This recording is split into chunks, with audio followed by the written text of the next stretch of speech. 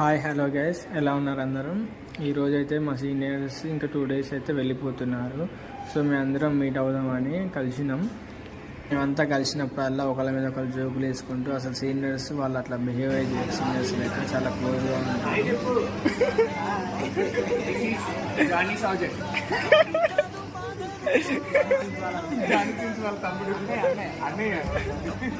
నీతోనే ఉన్నామురా, గొప్పల్లోనూ నీతోనే ఉన్నామురా, చెప్పలేని బాధే ఉన్నా చెయ్యే వదలమురా. నీతో ఉంటూ మాటలు రాని మౌనం చూడకురా, మౌనం వెనకే మాటలు కలిసిన బాధుందిరా లోపల. స్నేహంలో నా